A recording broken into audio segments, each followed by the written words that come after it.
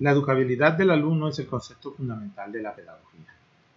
Según Herbert, se encuentra rastro en las almas de los animales más nobles, pero la educabilidad de la voluntad para la moralidad solo la reconocemos en los hombres.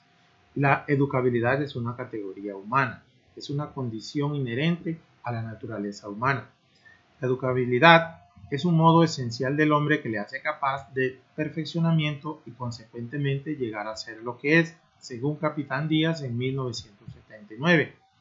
Fliedner en 1972 dice: el hombre al existir se encuentra con la tarea fundamental de hacerse. Zubiri en 1944 dice que al nacer el hombre es un animal defectivo, que nace en desventaja con respecto a las otras especies animales porque sus sentidos no están tan desarrollados para permitirle sobrevivir de manera individual y por lo tanto tiene una gran dependencia de su padre, de su madre o de la población en la cual nace. Carrasco dice que el hombre nace bien preparado para ser influenciado y en condiciones de asimilar aquello que le estimula.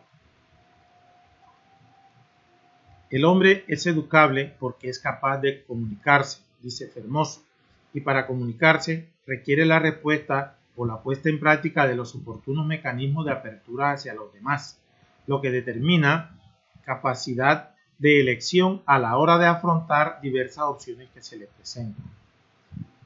Fliedner determina normatividad a la capacidad del hombre de comportarse de un modo dúctil frente a los influjos educativos intencionales. Los límites de la educabilidad. El principal límite, la mayor limitación de la educabilidad es la corporeidad, porque ella circunscribe y fija contornos del espíritu. La perfectividad es limitada porque la radicalidad humana lo es también. Las limitaciones ontológicas. No se puede soñar utópicamente con capacidades ilimitadas. Si la espiritualidad es la base de la educabilidad, la corporeidad es la base de sus limitaciones.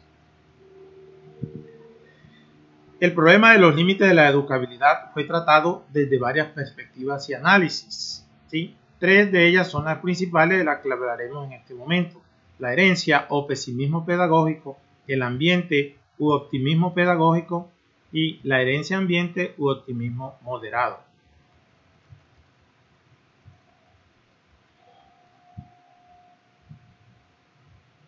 El pesimismo pedagógico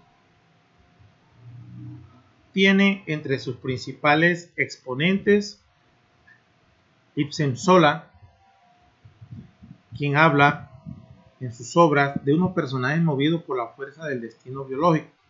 Lombroso afirma que en la constitución congénita del individuo se halla ya inscrita toda su evolución personal, de tal modo que cabe hablar de delincuentes natos o de individuos normales y héroes natos también.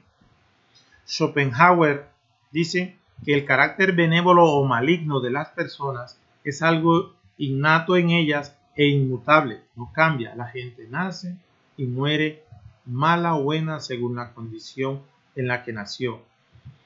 Galton afirma que la educabilidad es prácticamente nula.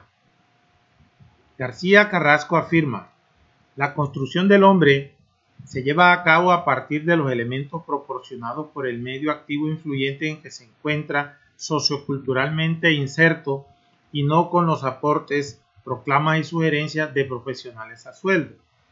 Es decir, que el trabajo que hace el educador, el profesor, ¿sí?, para educar a una persona prácticamente es nulo, dado que la educación de una persona va a depender de su naturaleza, de su herencia, de su genética.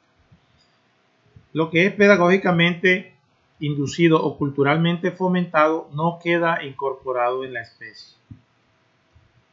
El optimismo pedagógico, por lo contrario, dice que en la formación de la personalidad fundamentalmente intervienen factores o causas ambientales que obran de modo decisivo. Quintana Cabanas. La educación es un instrumento moldeador. Un hombre concreto no tiene mérito ni culpa de sus actos, y que en un niño O a un niño se le puede imprimir el temperamento que se quiera, para lo cual basta con manejar uno u otros resortes. Watson en 1930 expresó: dadme una docena de niños sanos y bien formados, y mediante el condicionamiento haré de ellos médicos, artistas, ladrones, independientemente de su talento, inclinaciones, tendencias, habilidades y a pesar de la raza de sus ancestros. En lo particular, difiero un poco de esa expresión de Watson, pues me interesaría de pronto un estudio o verificar qué tan posible es que a esas personas se les pueda cambiar su personalidad, más no su profesión, ¿sí? Hacer de un ladrón una persona honrada, de un honrado una persona ladrona, pues ver qué tanta influencia tiene el medio o la educabilidad o la educación o el sistema educativo en la personalidad de ellos. El optimismo moderado es una especie de combinación o mezcla del pesimismo y el optimismo, ¿sí? Más inclinada hacia la parte del optimismo. Según esta teoría, se plantea que suele admitirse que la capacidad de hacerse, de autorrealizarse, de cambiar, en definitiva del hombre, no es limitada ni infinita. Es obvio que la carga genética, filogénica y ontogénica determina el límite. Es decir, que el hombre sí se puede educar, sí puede educarlo la sociedad, un sistema educativo, pero que esa educabilidad va a depender de la condición genética de la persona. Cavalli en 1970 dice: solamente la interrelación de ambos vectores genéticos y ambientales puede permitirnos una aproximación a la explicación de la educabilidad. Las limitaciones generales de la educabilidad son dos: los condicionamientos de la capacidad humana de autodesarrollo y la naturaleza de la intervención educativa. El ser humano es un ser espiritual. Las teorías espiritistas sitúan la educabilidad en el espíritu del hombre y por tanto consideran la categoría perteneciente esencialmente al espíritu. El ser humano es educable porque tiene espíritu y solamente es educable el ser humano. Solo el espíritu posee la inteligencia y la libertad perseguida por la educación.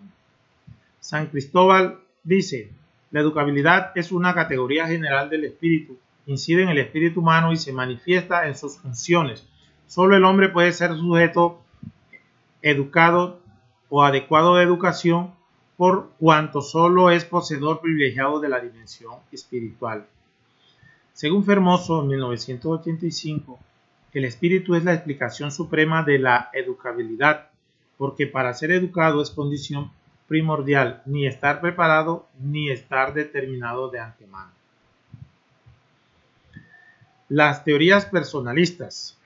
Afirmar que el hombre por la educación llega a ser persona implica decir que el hombre no educado corre el riesgo de no serlo. El hombre es persona hecha y constituida aunque no le haya venido aún la educación.